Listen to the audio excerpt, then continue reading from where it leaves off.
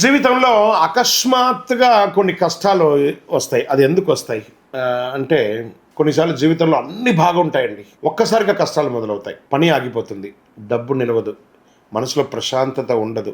అసలు జీవితంలో అకస్మాత్తు కష్టాలు నాకే ఎందుకు వస్తున్నాయి? నేను చాలా మంచి చేశాను, వాళ్ళకి మంచి చేశాను, వీళ్ళకి మంచి చేశాను, నాకే ఎందుకు వస్తున్నాయి? భగవంతుడా నాకే ఎందుకు, నేను ఇంత సాయం చేశాను, అట్లా చేశాను. ఈ గ్రహాల యొక్క మార్పు వల్ల కూడా వస్తూ ఉంటుందండి. శని గమన మార్పు, రాహు సంకేతం, దశలు మారడము, దీనివల్ల కొన్నిసార్లు కష్టాలు పెరిగినట్టే ఉంటుంది కానీ మిమ్మల్ని వదిలేరు. ఇంకా కొంత కర్మ ఫలితాలు, ఆధ్యాత్మిక గ్రంథాలంటే కర్మ ఫలితాలు అంటారు. మన గత కర్మ ఫలితాలు కొన్నిసార్లు జీవితంలో సమస్యల రూపంలో వస్తాయంటారు. ఇవన్నీ కంటే కూడా మీరు తీసుకునే నిర్ణయాల వల్లే తప్పులు ఎక్కువ జరుగుతాయి.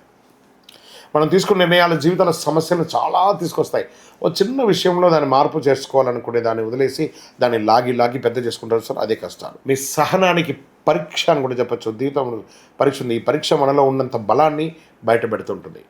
దీనికి ఆధ్యాత్మికమైనటువంటి మలుపు కావాలి. చాలామంది జీవితంలో కష్టాలు వచ్చిన తర్వాతే దేవుని నమ్ముతారు, కానీ బాగా సంతోషంగా ఉన్నప్పుడు ముందు దేవుని నమ్మండి.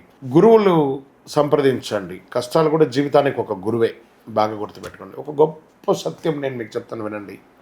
జీవితంలో కష్టాలు వచ్చినప్పుడు భయపడకండి. అది మనల్ని బలంగా నిలబెట్టేసరికి ఒక పాఠాలను చెప్పండి. ధైర్యంగా నిలబడే వారికి జీవితం చివరి వరకు మంచి ఫలితాలు వస్తాయి.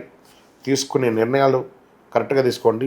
ఎవరితో సంప్రదించాలో వాళ్ళతో మాత్రమే సంప్రదించి నిర్ణయాలు తీసుకోండి. కానీ మీకు సమస్య ఉన్నప్పుడు అందరితో చెప్పడం, సంతోషంగా ఉన్నప్పుడు ఎవరిని పట్టించుకోకపోవడం, ఇది కూడా తప్పే. విజయవస్తు.